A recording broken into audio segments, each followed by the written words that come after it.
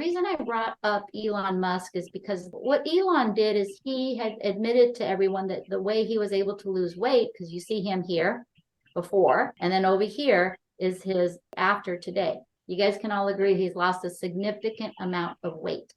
So when he told the public, this is how I did it with Wegovy, sales of Wegovy, they skyrocketed because he's an influencer and he has a lot of reach. So what my goal today is to teach you guys about how this drug works and why we should be careful with it. Here is Mounjaro, which is a different company.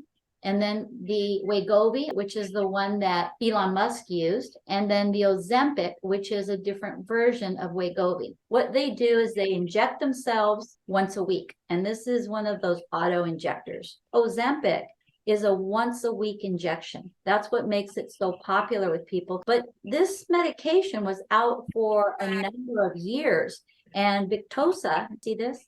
7 injections weekly. That one didn't take off as well because who wants to stab themselves every single day for the rest of your life to lose weight? Doesn't sound like a very viable option when it comes to weight loss. But people who were type 2 diabetic didn't have a problem doing it because it was considered their saving grace. Here's what I want you guys to understand, and this is how drug companies work. Ozempic and Wegovy are the exact same drug. One of them is called Wegovy because that's for obesity treatment. The other is called Ozempic because it's a type 2 diabetic treatment. But I want you to notice what the difference is. Do you guys see the dosage here of 2.4 milligrams?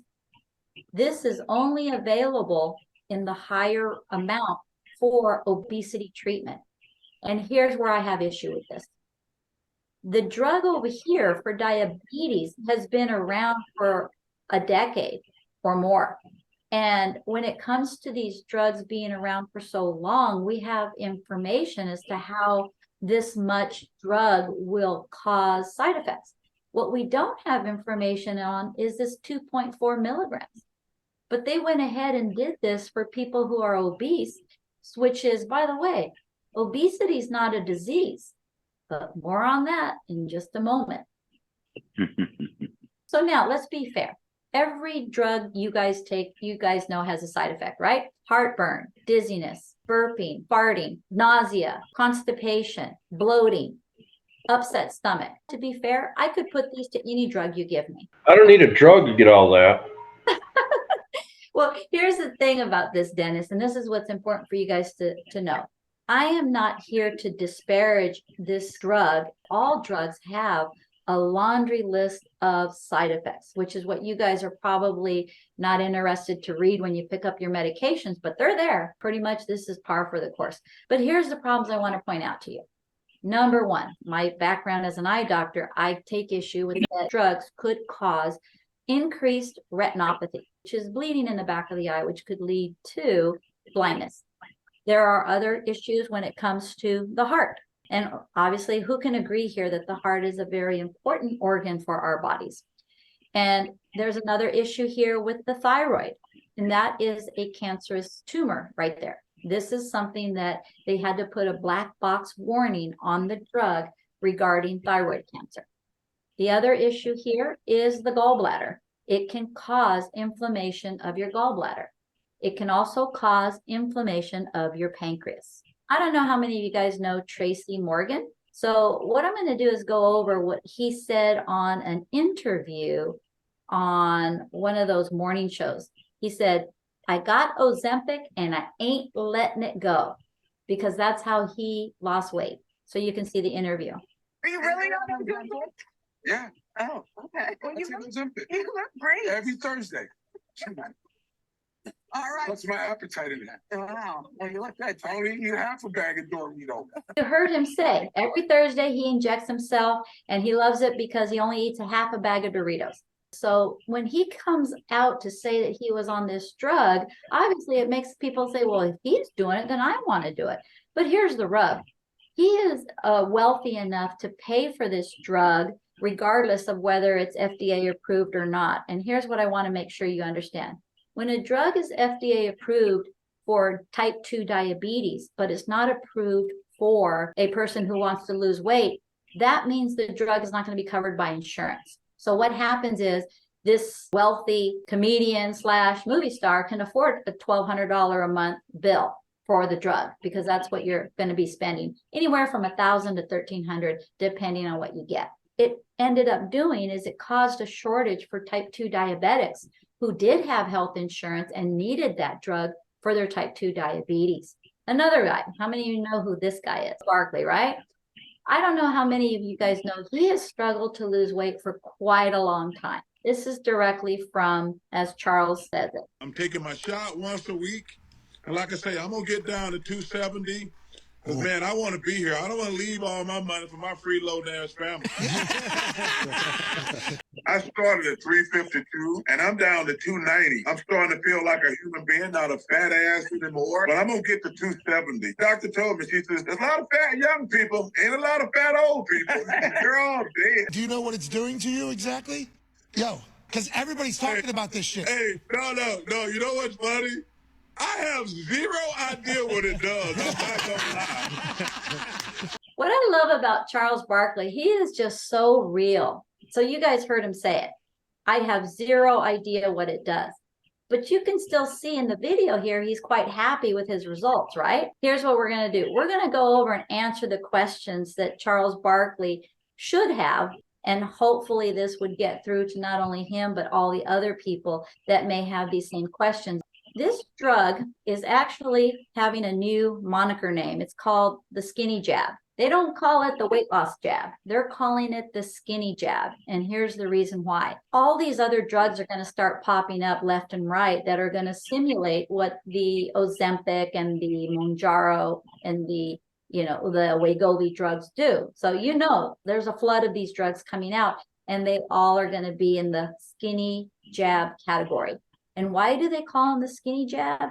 Because, guys, you actually lose muscle along with losing fat. This is a problem. How many of you can agree that losing muscle is not the goal of Charles Barkley? But does he know that? Maybe he does, maybe he doesn't. Here's the battle of the weight problem. When you just focus, guys, on losing weight, remember the scale, how I tell you guys, we don't really concern ourselves with the scale. What do we concern ourselves with? We ask you guys to measure your waist and measure your neck. Those two measurements are the way we decide if you're doing the right things. And the whole program you are in is to teach you how to decrease the fat without touching the muscle, because the muscle is a very important factor in your body to be metabolically healthy. The loss of muscle, it's not just with this drug, Saxenda or Wegovy or Ozempic, it doesn't matter. All of these skinny jab drugs cause disproportionate amount of muscle loss. So let's go ahead and use Charles Barkley as our example. He's 352 pounds. You guys know I love data. Everything's in the numbers, right? So I'm going to use very conservative measurements of what the studies have shown, that a person will technically lose about 15% of their body weight when they're on this drug. So let's take 352 pounds. 15% of his body weight loss would be 53 pounds. If Charles Barkley were here, I would say, now, Charles, your situation is that unfortunately, not only are you losing 53 pounds, out of that, 65% of it is fat and 35% is lean muscle. So let's do the math. 65% fat loss is 34.5 pounds. Isn't that wonderful? Anybody would be happy, right, to lose 34.5 pounds. But guess what? You also lose 18.5 pounds of lean muscle. Therein lies the problem. And by the way, guys, I was being conservative. There are doctors currently right now on YouTube that are stating that their patients who are on these drugs are losing 50-50, meaning they lose 10 pounds, 5 of it is muscle. How many of you guys here would want to know that when you're losing weight, you're whittling away at all your muscle? Would that be something that would concern you? Yeah, and it should. And here's why. Muscle is the biggest reservoir for glucose, blood sugar. The reason it is because your blood sugar is a form of energy. So the body is trained to take that energy from the blood and store it into the muscles. So you can do what? When the saber-toothed tiger comes running, you can run away from it, or you can hide from it, or you can climb a tree and get away from it. It's a species-oriented mechanism to save your life. Now, if Charles Barkley has lost 18.5 pounds of muscle, that means there's less place for the blood sugar to go, correct? Because less muscle, less reservoir. Therein lies the problem I have with this drug. GLP receptors, you don't have to know what they are, but I'm just going to explain how this drug works. When you take this drug, it will have an effect of your intestines, which have GLP receptors, which are glucose-like peptides. It will affect those GLP receptors in the gut, which will then signal to the pancreas to release insulin. This is the reason why this was a diabetic drug, because people who have type 2 diabetes have a problem with insulin. They don't have enough of it to do what it needs to do to bring the blood sugar down. So this is the mechanism, guys, that it is a type 2 diabetic drug treatment, and it's been around for a number of years. GLP receptors also exist in your brain. Because the drug is injected, it's also signaling to the brain to tell you that you're full, which is why now these patients who are type 2 diabetics started losing weight. Why did they lose weight? Well, they were getting the signal that they were full earlier, so they were eating less. The other GLP receptors that exist in your body are in your stomach. In your stomach, the GLP receptors were getting the signal from this drug to slow down digestion. You eat something and it stays in your stomach longer. You feel full longer, right? If you feel full longer, you're not going to eat as often. Again, another way for these people to lose weight. But here's the rub with this. We're not teaching these patients how to eat properly. We're just giving them a drug and manipulating their hormones artificially, which can create a problem, because let's talk about this. If we slow down digestion, and this is something that has come out recently, and this is why I'm glad I waited till now to do this webinar. When this drug came out, there wasn't a lot of bad press, but now it's starting to pop up. And one particular one that came out a few weeks ago is a woman who had been off of the drug for a while because she was having severe stomach problems because her motility in her gut failed to kick back on after getting off the drug. So she had to go to the emergency room because she had this food stuck inside of her gut. And so this is one of the red flags that are starting to crop up now as this drug has been out on the market a bit longer. So here's another problem with this drug. It decreases the amount of acids in your stomach.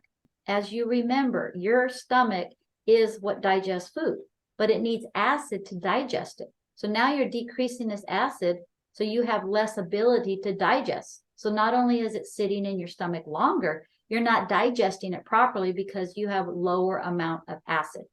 But here's another problem. The acid in your stomach, guys, is your immune system.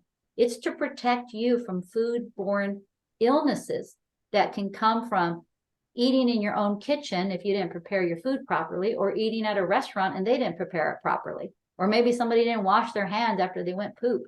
Your stomach acids are what are going to protect you from E. coli, from any number of bacteria that can be on that food. And that's why it's there. But now you're asking this person to inject a drug that's not only going to hold the food longer in the stomach, it's going to decrease its ability to fight off disease. So there's another issue with that, which is why, again, we have quite a few side effects now with digestive issues with this drug. What I want you to understand is the GLP receptors are not only in these three organs. The GLP receptors are all over your body.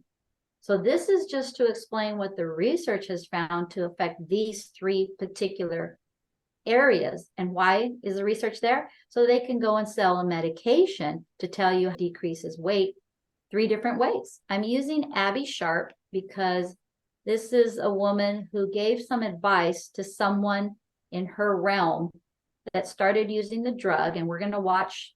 But I want you to understand that the advice that this registered dietitian is going to give this woman based on her unfortunate side effects is the same advice that is given by doctors to their patients. So let's hear this person who is on the drug and what happened. Week 2, second dose, I'm at 0.25 milligrams. I actually have to say that my appetite was small today. And as I was playing tennis, and this might be TMI, I had to leave early. I was having some issues. I had my gallbladder removed 4 weeks ago. And I don't think I've ever driven home so quickly in my life to run up to the bathroom. And I almost shot my pants. That's so hard, but also so much to be expected. Diarrhea is one of the most common side effects of GLP-1 agonists like Ozempic, especially when you're just starting out or you're upping a dose. The rice is a great binding food. Also things like oatmeal, cream of wheat, toast, bananas, that can all help to slow down the bowels. And I'd also keep food pretty mild and low in fat. It does make for a pretty boring diet, but better than your pants, in my opinion. Let's break down what she just said. She had recommended bland food, but before we get into the food that she recommended, I want to say you heard this person say that she just had her gallbladder removed a few weeks before starting the drug. This is where I take issue. I look at this woman being put on a drug a few weeks after having an organ removed. I'm going to get on my soapbox here and say I have a problem with that. Taking an organ out of a person and then throwing a drug into their system that's going to affect these other organs. Well, now she has one less organ to be affected. So those GLP receptors of her other organs that are still left are going to get even more hits, even more stimulation, which can lead to even more problems for this poor woman. But again, that's not the topic of this conversation. That's a whole nother one. So let's go on to what Abby Sharp had recommended.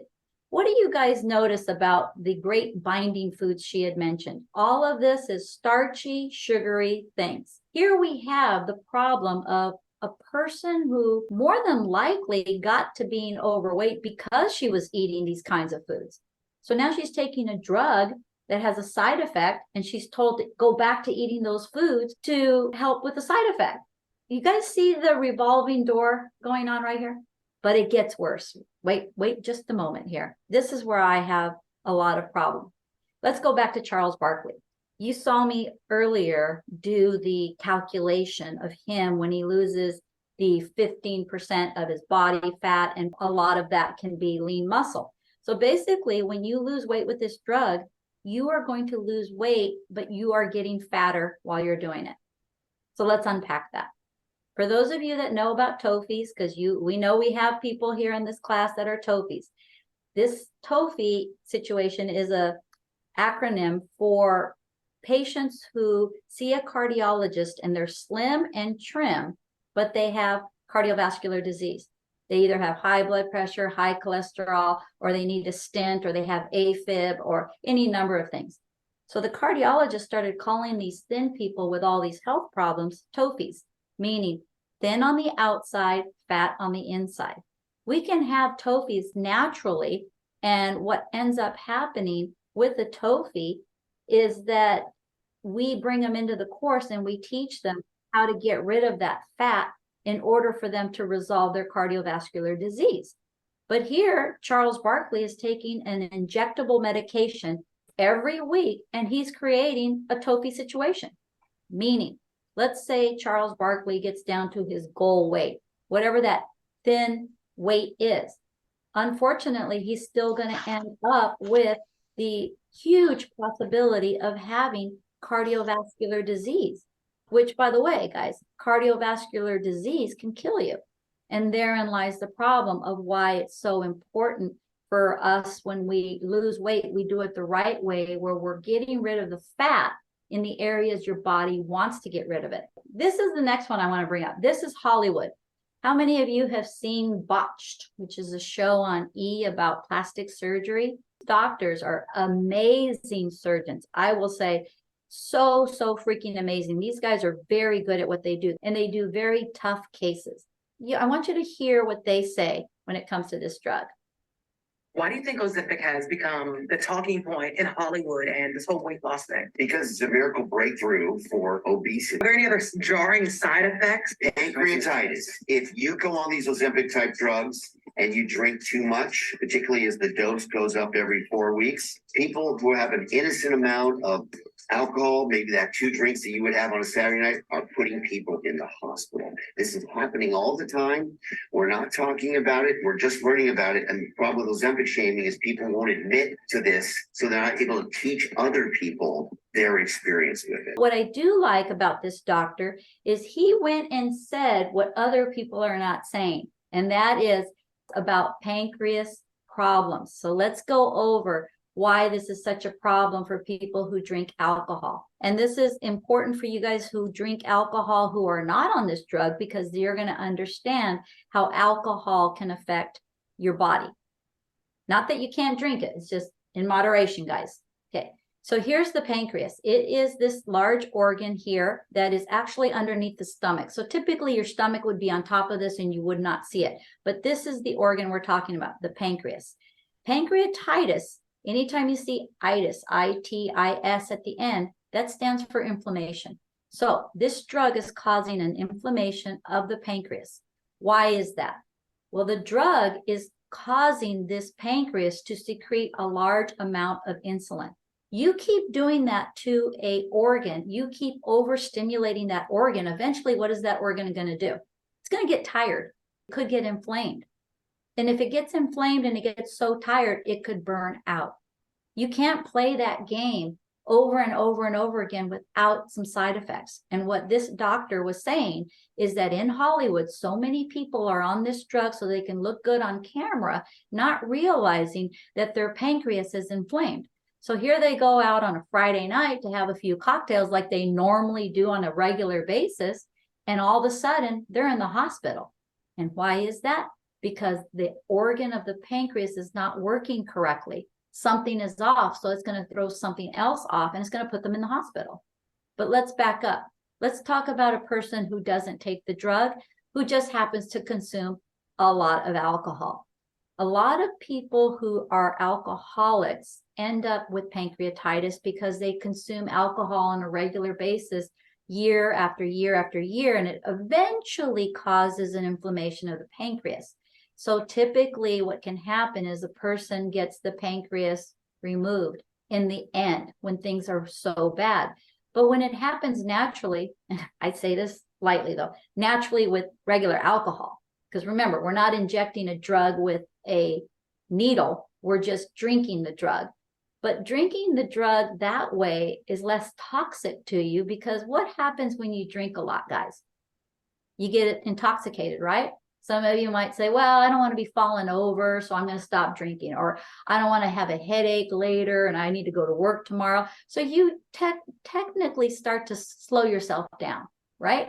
But with this drug, there's no slowing it down. You are injecting it every week without fail at a high enough dose that your pancreas now has to deal with it. And there's no turning back, because once it's in your body, we're done. It's not like you can walk away from the bartender or you can get a ride on Uber and go home.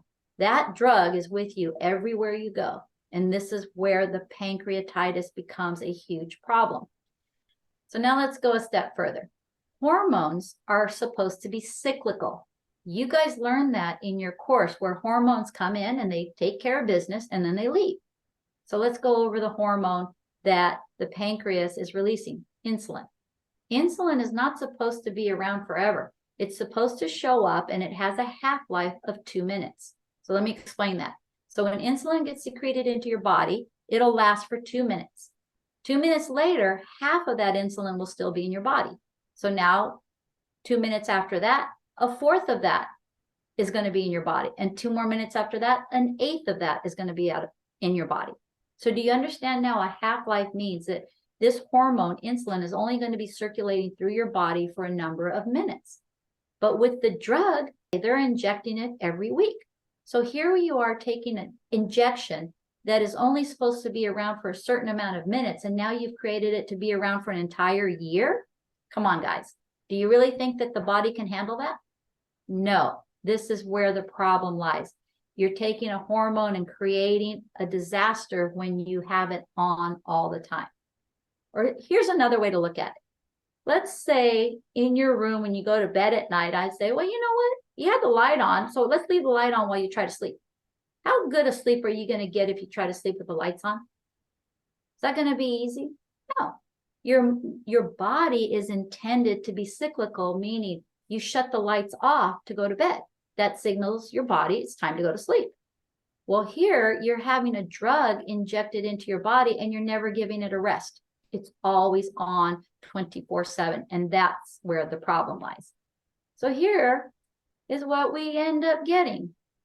We end up causing insulin-dependent type 2 diabetes with this drug. Why is this drug going to cause you to be an insulin-dependent type 2 diabetic? Let's take a person who's overweight. They're not type 2 diabetic. They're taking the drug because all they want to do is lose weight, like Charles Barkley. Or, well, I should say this. I don't know if Charles Barkley's type 2 diabetic, but let's say he's not. Or anybody who takes it for weight loss. When you inject the drug into your body and it's releasing insulin from your pancreas day in and day out, it means that your body is going to have too much insulin flowing through your body, and too much insulin flowing through your body is going to cause your body to now become insulin resistant. The drug is pushing insulin up. The drug causes insulin resistance because after a while your body says, well, I'm going to quit listening. It's too much insulin. I'm just going to shut off and not listen to the insulin anymore. Well, when that happens, you are now a type 2 diabetic where you're going to require insulin injected through a needle outside of your body to go in because your pancreas is done. Your pancreas is burnt out and your body's burnt out from listening to it over and over again. These drugs were tested in a lab. So there's the lab rats on the bottom corner. So here's what happened. They gave these rats this drug for 13 weeks straight. And with the 13 weeks straight, they found out the rats were developing tumors in their thyroid. So this is the thyroid right here. So they were finding a calcific tumor in the thyroid. Now, guess how long patients are on this drug? They are on the drug for about 18 months as humans. So they put a black box warning, guys, on this drug. But I want to be realistic. Rats are nocturnal. That means they sleep during the day and they wake up during the night. We humans are not nocturnal. So therefore, I don't believe that the black box warning is as severe as they make it out to be. But guess who it's going to be severe for? Any human being who works graveyard shift. So if you work graveyard shift or you're just a nocturnal person, you like to stay up at night rather than go to bed when your body clock says it should, then you could be the person that gets the thyroid cancer from this drug. Okay, does that make sense to you guys that we're trying to compare our body being nocturnal by our own choice? So graveyard or swing shift. So now let's go on to the FDA, Food and Drug Administration. The FDA, unfortunately, does not have any long-term data on the higher dose use of these drugs. So guess where they're going to get the data from? The guinea pigs, right? Yeah, Dennis, you are absolutely right. And here's how this works. You guys remember we have Kevin in our group. I wish he was here today so he can speak on it. If you guys remember, Kevin worked with Eli Lilly and Pfizer. And so he knows the inside makings of how drug companies work. And he stated in a previous Zoom that when they do market data research, they expect doctors who are prescribing this drug to their patients to report any bad side effects. How many of you guys have seen a doctor and he's only giving you 5 minutes of his time? In and out, rushed, right? Do you really think these doctors who... Mine did that today when she wanted me to take the thyroid stuff today. Oh, I got just 5 minutes. 5 minutes. Do you think these doctors who take 5 minutes to prescribe you a drug are going to take the time to write to Eli Lilly or to write to Novo Nordisk and tell them, this is what happened to my patient and I want you to know about it? No, they don't even have time to see you as a patient as it is. They're overworked and underpaid for their services. So they're not going to go and report these issues. They don't have the time to report the market data that the FDA is requiring on these higher doses. Do you guys want to be the guinea pig? That's a personal choice. How many of you saw the obesity 60 Minutes, and this came out on New Year's Day. I'm going to give 60 Minutes a lot of credit for being so damn smart to put an obesity story on the day that, what do most people do? I'm not going to play the whole thing for you because it's quite long, but I am going to put the entire episode below the recording of this. This is what I want you guys to hear. In the beginning, she's going to state that obesity is now a disease. Obesity, guys, now that it's a disease, means what? They can have a drug to prescribe to cure it. In 2013, the American Medical Association finally recognized obesity as a disease. First of all, the fact that she says in 2013, they finally said that obesity is a disease. And I'm going to share the numbers with you about what these drug companies did to make it finally happen. But it set the stage. 2013, and here we are 10 years later, and voila, we have a drug for this finally newly minted disease. It was a setup, and we're part of the setup.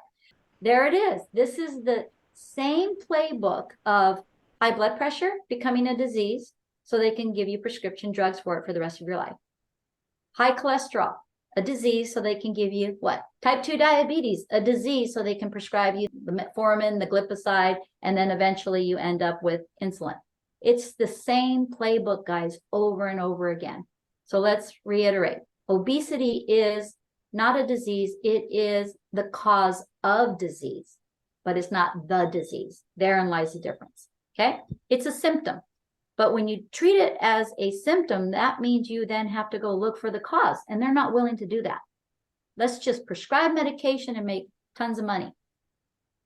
Dr. Fatima Cody Stanford, an obesity doctor and associate professor at Harvard Medical School, says common beliefs about obesity are all wrong. It's a brain disease. It's a brain disease. And the brain tells us how much to eat and how much to store. So now here's the other thing I have a problem with. Associate professor at Harvard University. This is where all of our quote unquote great doctors are supposed to be coming from, right? So here you heard her say that obesity is a disease of the brain. Oh my, this is really reaching. But she says it with a straight face. Here's what I have a problem with. The fact that this woman actually has accepted money from some drug companies, one in particular. The fact that during the entire program, it was never revealed to us that she accepted the money, because then we would maybe look at it a little differently. Now, granted, I don't have a problem with a drug company paying this doctor who is quote unquote an obesity specialist. I have no problem with that. But when an obesity specialist comes on a show like this and states what she states, when you watch the entire program, you're going to see what people had a problem with. The Washington-based group filed a complaint with federal bodies alleging that the CBS 60-minute segment that aired on New Year's Day breached the FDA's balance rules for drug ads. Basically, they said what I thought when I saw this. I thought this is a drug ad packaged up as a 60-minute story. I was so ticked when I saw this. So I'm glad that this Washington-based DC group filed the complaint against CBS. The committee said in a release that the feature failed to talk about alternatives to the drug or about other weight loss methods, that only experts paid by Novo were used in the program. Novo Nordisk is the company that makes the drugs that they were talking about. And I have a problem with this lady not having it pasted out here that she accepted. And I'm going to say maybe like $28,000 or $30,000. It should have at least been stated here that this is a paid representative of the drug company. After recording this meeting, I found the actual information that Dr. Stanford received $23,188 from Novo Nordisk, nearly double what she had received from the company in 2021. The 2022 payments include consulting fees and expenses for meals and travel. The 60 Minutes program looked like a news story, but it was effectively a drug ad. This happens so often, not just on television.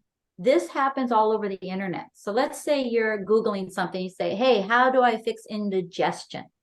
You'll end up getting basically what looks like an article to help you, but it's really an ad for whatever they're trying to sell you. And I'm not going to go down the path of supplementations or prescriptions or surgeries or whatever. It doesn't matter. It's an ad. It's not truly the right information. And you have to be careful with that.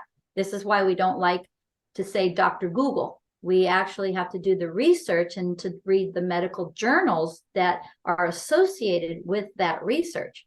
But here's where we have a slippery slope. These drug companies have a shitload of money. What can they do?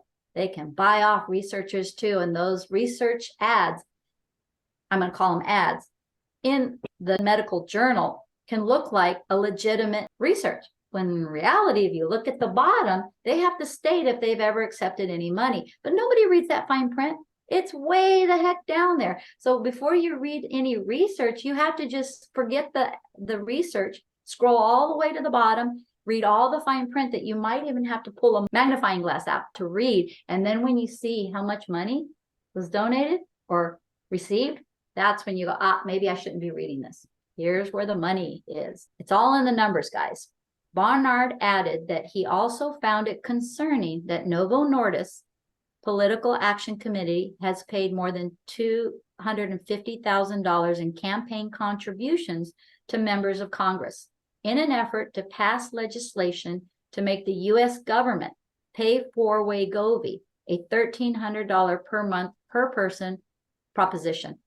The reason I brought this up, I like to talk mathematics, and I am a realist. I have no problem if this drug was truly the cure. Let's do the mathematics on this. I understand that lobbyists are the levers that people pull on in order to get the country to do what some private industry wants them to do. I get it. It's a money game. But here's what I want to do. I want to go over the mathematics of it and be a realist. So let's just take diabetes. The population of diabetes, 11% of Americans are type 2 diabetic, okay? So out of that, I've done the research for you, and here's what we spend as a country on diabetics. $25 billion a month. Billion with the B. That $25 billion a month, guys, comes out of our pockets, whether we want to admit it or not. It's due to taxes. It comes out of our pockets if you pay insurance, your premiums are higher. Do you guys understand that concept that it is our problem, not just the diabetics problem? So doing the math, $25 billion, if we reallocated that $25 billion instead of diabetic treatment, that we reallocate that to $1,000 a month for this drug to be given to the diabetics instead for the rest of their life, I would have no problem if the mathematics made sense. But here's what happens. You take 25 billion, you can only service 7% or less of the population. So we're still missing the other percentage that is not being taken care of. Not to mention the fact that we're not even including the cost of the pancreatitis, because you already know pancreatitis is a problem. And these patients are all going to suffer that eventually, the longer they stay on it. It's not if, it's when. The other issue is, what if the pancreas has to be removed? We have to pay for that surgery, right? So we're adding costs to the end, because if we start calling obesity the disease, we're going to turn them into insulin-dependent type 2 diabetics. If you can go back and rewind this class, I told you, eventually an overweight person taking this drug will then become a type 2 insulin-dependent diabetic, hands down. So this is not mathematically making sense. This is why I did the math to say, hey, wait a minute. I'm all for the government spending money to save us as a country, to save us money. And I'll admit it, at the expense of the health of that person, because this is money out of our pockets, guys. And if a person chooses to take it, then that's on them. But at least now I know I'm not even going to recommend it, because the numbers do not make sense. The numbers don't pan out for that. If you're into stocks, if you guys want to know, this is the company here, Novo Nordisk. Here's the stock price. I want you guys to notice, this is a 5-year history. Do you notice how it just chugged along, chugged along, chugged along? And over here, there was a blip. And then look at this, started shooting up. So here's what this drug company did. In this area, they worked to get obesity a disease. When they got that and they knew they were secure, and now the gravy train is on its way, because now they can prescribe the drug. So here's what I want to let you guys know.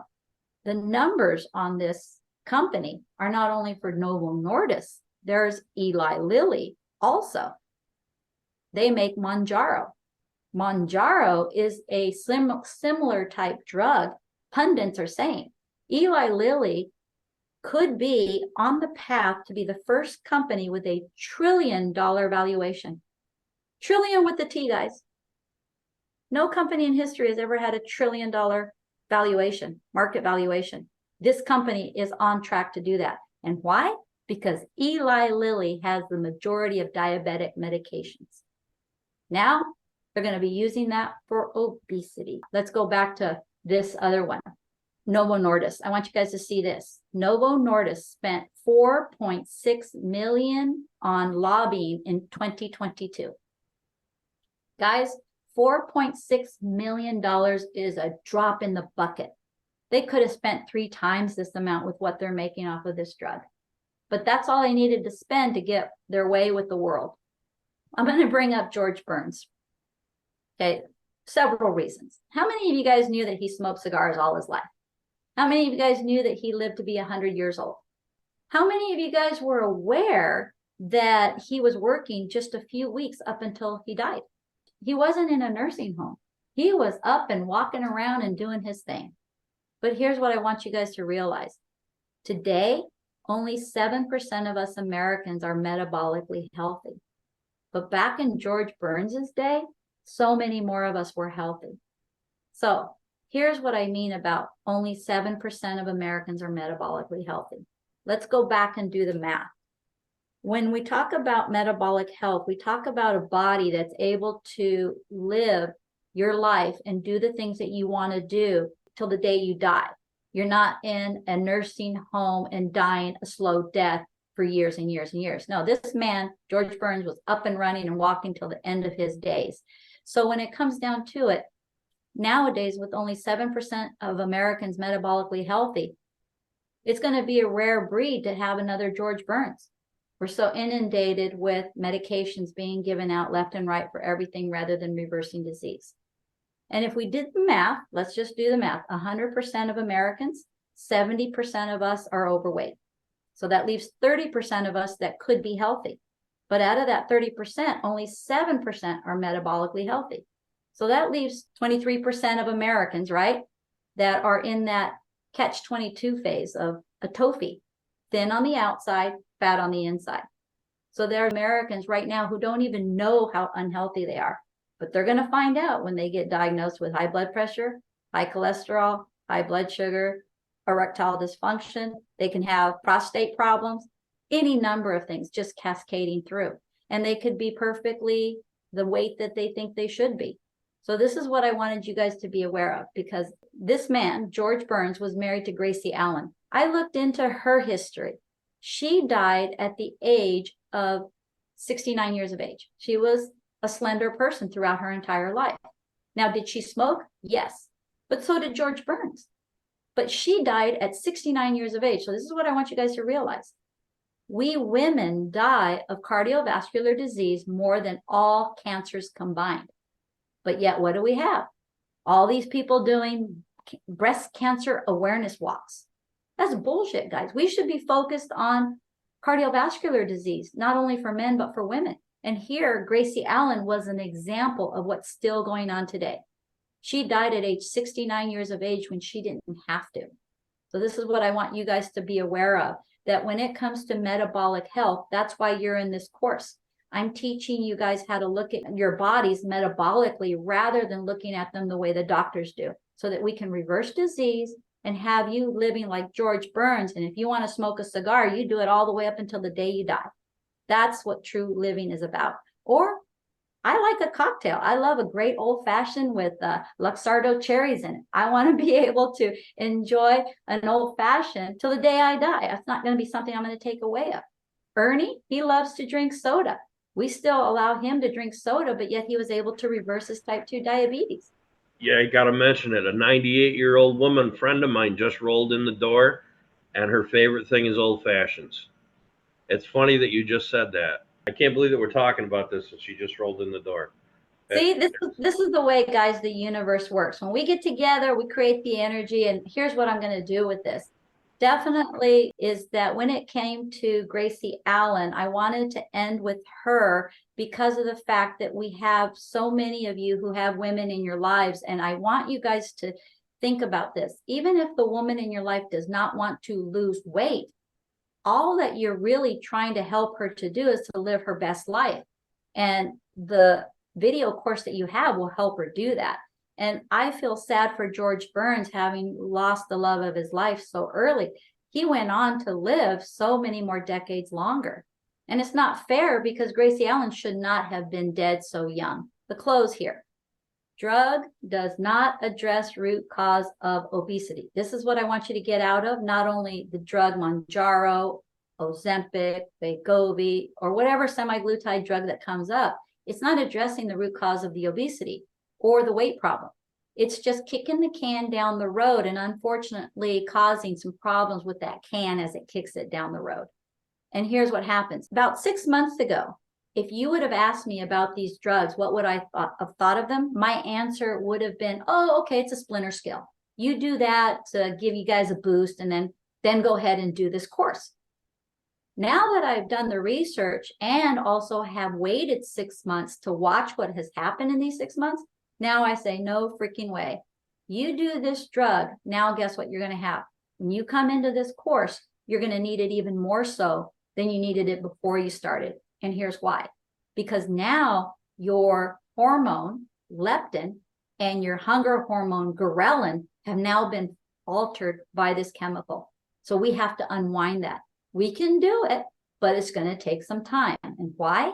Because the half-life of that drug is so long, especially when you've been injecting it week after week after week, sometimes for 18 months. What I would recommend this drug for, but even if you're a type 2 diabetic, I'm going to say it's still a splinter skill. You need to come into the course and reverse the type 2 diabetic problem, and then we can wean you off that drug.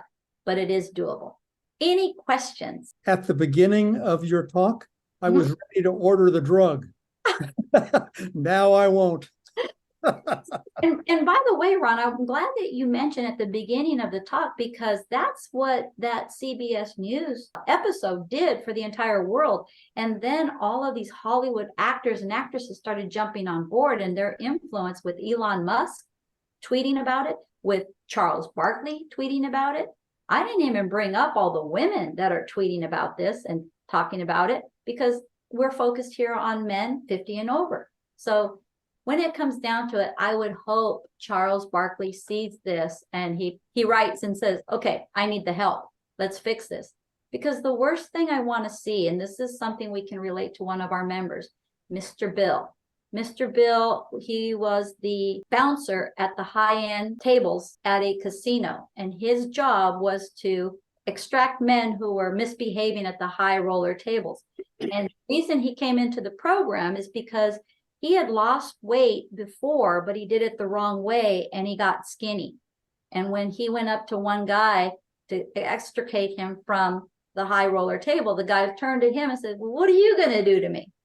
He didn't like that. He didn't look like the big, strong man that he wanted to look like.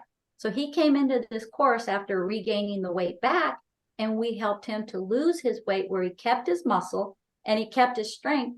And it was so satisfying to hear him talk about how he was walking through the casino like a rooster, because he knew how damn good he looked, and he was getting compliments from people saying, wow, what have you done? Because they could tell the difference. He looked great. He lost the fat. And why? Because we teach you how to do it naturally, because the body's not stupid. The body only gets stupid when we stupidly inject these drugs that create a laundry list of levers that they're pulling in the wrong direction. Daryl, do you have a question? Yeah, I do. I'm a type 2 diabetic, and I've been on the pill metformin for over 2 years. And unfortunately, my A1C, which is my sugar level, is still at 6.5, and my doctor wants it down below 6 or below 5.9. And he has been pushing me to jump on this Ozempic. But I said, it's an injectable. I don't know. Let me get more information. And I'm glad this course came up. When you are type 2 diabetic, one of the first medications you're going to be prescribed is metformin. Metformin is by pill form. This is the same thing, guys, that has happened for 30, 40 years to type 2 diabetics as we speak. And this is before this Ozempic drug or Wegovy. This is when I was in private practice. My patients would end up starting off their treatment with the metformin. They'd end up increasing the amount of metformin. They get the glipizide. Then after a number of years, that doesn't work. Now they put them on insulin. Why? Because those drugs do the same problem that these new injectables do, but at a slower rate. So you end up at the same vicious cycle where you start taking a medication that's supposed to help you, but unfortunately it increases the problem. This is why most type 2 diabetics end up on dialysis at the very end. If they get diabetes at a very young age, they will have a higher chance of being on dialysis because they're around long enough for the detriment of these drugs to do what they do. But that being said, let's go back to your question. Your doctor, I want to honor your doctor for actually giving you a better goal when it came to A1C, because doctors out there, unfortunately, sometimes are happy with an A1C of 7. They think, oh, you're 7, we're good. Your medication, we'll just keep giving it to you. And they let you stay at an A1C of 7. That means you're going to end up with more cardiovascular disease. So you have a good doctor in the fact that they want to get you down into the 5s. Hallelujah. But guess what? We're not going to do that by using drugs. We're going to do that the natural way so that you don't end up at the end. You're going to become insulin resistant with the use of more and more drugs. And this is what the medical industry doesn't understand, which is why I get on my soapbox about reversing disease rather than managing it. So putting you on one of these drugs, Daryl, is just going to manage. It's going to make your lab number look better, but the inside of your body is not getting better. Understood? Understood. Good. And then let me say something, Dennis. I noticed, okay, Dennis, can you share everybody how much you weighed before you started? Because you look a little slimmer today to me. I started at 671 pounds, and I'm down to right about 435 right now. Everybody, we need to give him a congratulations because that is huge. Holy cow, that's amazing. Yeah. 200 pounds. And by the way, Dennis has something else that has gone on. Unfortunately, he ended up in a situation where they found mold in the room, which created a problem for Dennis, and he's getting over that hump. And here's what I want to say, Dennis. I am so thankful that you came into the course when you did, because that mold could have taken you out when you were in the 600-pound range, because your immune system wouldn't have been able to handle it. Yep. See, there was something when they just did my blood work, and they came in here in the middle of the night and they said, oh, the lab called and they said your blood sugar is 47. They went panicky. We're going to unpack a few things. First of all, I want to congratulate you on your blood sugar being so low and you didn't even feel it. The reason is we've turned your body from a sugar burner into a fat burner. So your body was not feeling the effects of having low blood sugar, because normally people would say you would be dead, right? But you're not. And why not? Because your body is smart enough to say, yeah, we don't have the sugar in there, but we don't need it. We got fat. But your doctors don't understand that. All they look at is the glucose. So it's like whack-a-mole for them. The doctor's just going, we got to get this blood sugar down. And then, oh, that's too low, because they don't understand the way the body mechanism works. They should be congratulating you and say, Dennis, how do you feel? Do you feel dizzy? Are you going to fall over? And Dennis would say, no, I feel fine. What are you talking about? I'm great. I was fine. And the reason you were fine is because your body has now made that switch. If you're a man over the age of 50 and you want to learn how to burn off belly fat without diet or exercise and reverse disease, then there'll be a link below this video somewhere so you can get in touch with me. Please share this video with somebody you know that it may be helpful for. And I look forward to seeing you on the other side.